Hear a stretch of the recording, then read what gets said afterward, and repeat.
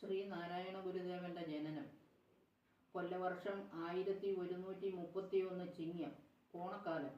മാവേലിനാട്ടിലെ ജനങ്ങളെല്ലാം ഒന്നുപോലെ ആമോദത്തോട് വസിക്കുന്നു. കൊയ്ത്തു കഴിഞ്ഞ് പത്തായങ്ങളെല്ലാം നിറഞ്ഞിരിക്കുന്നു. കിണറുകളും കുളങ്ങളും ശുദ്ധജലത്താൽ നിറഞ്ഞ് ഓണാഘോഷങ്ങൾക്കായി തയ്യാറെടുത്തിരിക്കുന്നു. നാനാവർണ്ണങ്ങളാലുള്ള പൂക്കൾ കൊണ്ട് പൂമുഖം അലങ്കരിക്കപ്പെട്ടിരിക്കുന്നു. കുളിച്ച് കുറിതൊട്ടു ഭംഗിയുള്ള വസ്ത്രങ്ങൾ ധരിച്ച് ബാലികാബാലന്മാർ പൂ വിറുക്കുന്നതിനു വേണ്ടി പൂക്കുട്ടകളുമായി കുന്നൻപുറങ്ങളിൽ പാറി നടക്കുന്നു. ചന്ദ്രികയോടുകൂടിയ രാത്രികൾ ഊഞ്ഞാൽപ്പാട്ടുകളാൽ മാറ്റിലിക്കൊള്ളുന്നു. മാടങ്ങളിൽ നിന്നും മേടകളിൽ നിന്നും ആഹ്ലാദചിത്തരായി സ്ത്രീ പുരുഷന്മാർ. മാവേലി നാടു വാണിടും കാലം മനുഷ്യരെല്ലാരും ഒന്നുപോലെ ആമോദത്തോടെ വസിക്കും കാലം ആപത്തങ്ങാർക്കൂമൊട്ടില്ലതാനും. കള്ളവുമില്ല ചതിയുമില്ല എള്ളുളുമില്ല പൊളിവചനം എന്ന പാട്ട് പാടുന്നു.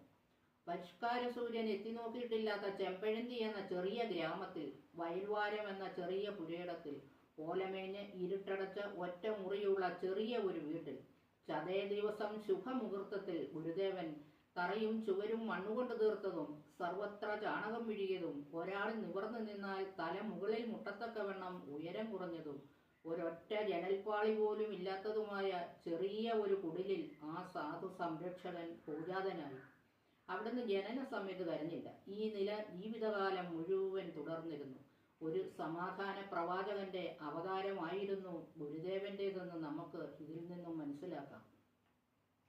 കർമ്മയോഗികളിൽ മുൻപനായിരുന്നാലും നിർമ്മല ചിത്തനായും അത്ഭുതസിദ്ധിയുള്ളവനായാലും പരിശുദ്ധ ജീവിതം നയിച്ചവനാലും സർവസംഘ പരിത്യാഗിയായും ലോകസേവാ നിരതനായും ജ്ഞാനികളിൽ അദ്യുതനായാലും ഭക്തശിരോമണിയായാലും പണ്ഡിത കേസരിയായാലും സ്വതന്ത്രങ്ങളായ ആശയങ്ങളുടെ പ്രായുക്തവായും ഇതിനെല്ലാം പുറമെ ഏറ്റവും താഴ്ന്ന നിലയിൽ ജനിച്ചു ലൗകികമായ യാതൊരു അനുകൂല ശക്തിയും കൂടാതെ മനുഷ്യാതീതമായ ഉത്കൃഷ്ട പദവിയെ പ്രാപിച്ച് സർവജന സമ്മതനായി ആരാലും ഒരിക്കലും ദേഷിക്കപ്പെടാത്തവനായി ജീവിതകാലത്ത് തന്നെ അനേക ലക്ഷം ജനങ്ങളാൽ ആരാധിക്കപ്പെട്ടവനായി ശ്രീനാരായണ ഗുരുദേവനല്ലാതെ മറ്റാരാണുള്ളത്?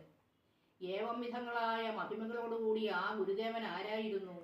പരമാർത്ഥമുരച്ചു തേർവിടും പൊരുളോ ഭൂതദയാക്ഷമാബ്ദിയോ സരളാദ്വയ ഭാഷ്യകാരനാം ഗുരുവോ ഈ അനുകമ്പയാണ്ടവൻ. പുരുഷാകൃതി പൂണ്ട ദൈവമോ നരദിവ്യാകൃതി പൂണ്ട ധർമ്മമോ പരമേശ്വര പവിത്ര പുത്രനോ കരുണാവാൻ നഭിമുത്തുരത്നമോ ഹാ ഗുരുദേവൻ ആരായിരിക്കാം? ഈശ്വരന്റെ നവ്യ അവതാരം ദേവൻ ശാശ്വതാശോഭനാകരൻ. സാക്ഷാൽ സർവേശ്വരന്റെ പൂർണ്ണ പുണ്യ അവതാരം തന്നെ.